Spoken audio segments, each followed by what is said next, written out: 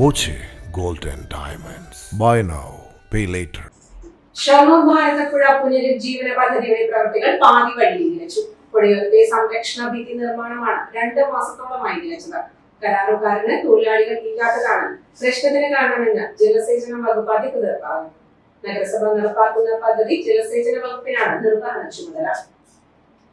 മഴക്കാലമായാൽ സംരക്ഷണ ഭിത്തിക്ക് ഇപ്പുറമുള്ള പാതയോരം തകരുമോ എന്നാണ് ആശങ്ക. ഇതുവരെ പെയ്ത മഴയിൽ തന്നെ പലയിടത്തും പാതയോരങ്ങൾ തകർന്ന് പുഴയിലേക്ക് വീണിട്ടുണ്ട്. മാത്രമല്ല കരിങ്കൽ ഭിത്തികളും പൊളിഞ്ഞു വീണ നിലയിലാണ്. പാലത്തിനടിയിലൂടെ നമ്പ്രം പ്രദേശത്തേക്കുള്ള ഏക വഴിയാണിത്. പുഴ കര കവിയുമ്പോൾ ഉൾപ്പെടെ ഈ നമ്പ്രം പ്രദേശത്തുള്ളവർ ഒറ്റപ്പെടാറുണ്ട്. മാത്രമല്ല നഗരസഭാ ശ്മശാനത്തിലേക്കുള്ള വഴിയും ഇതാണ്. മാർച്ചിന് മുമ്പായി ആരംഭിച്ച പ്രവൃത്തികളാണിത്. കൊച്ചിൻ പാലം മുതൽ റെയിൽവേ പാലം വരെയുള്ള പ്രദേശത്ത് പാതയോരം സംരക്ഷിച്ചുള്ള വലിയ കരിങ്കൽ ഭിത്തിയാണ് നിർമ്മിക്കുക. സ്പെഷ്യൽ അസിസ്റ്റന്റ് ഫണ്ട് വഴി ലഭിച്ച 5 കോടിയുടെ പ്രവൃത്തികളുടെ ആദ്യഘട്ടമാണിത്. ജൂൺ 10-നുള്ളിൽ നിർമ്മാണം പുനരാരംഭിക്കുമെന്നാണ് കരാറുകാർ അറിയിച്ചിരിക്കുന്നതെന്ന് നഗരസഭാ അധികൃതർ അറിയിച്ചു. 1 മീറ്റർ കൂടി സംരക്ഷണ ഭിത്തി ഉയർത്തുന്ന പ്രവൃത്തികൾ മാത്രമാണ് ശേഷിക്കുന്നത്.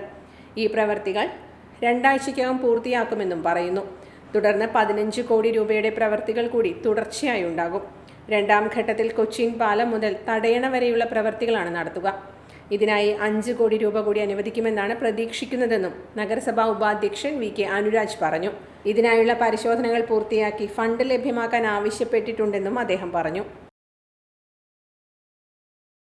Time kids pre school, Mannannur road, Vaniyamkulam.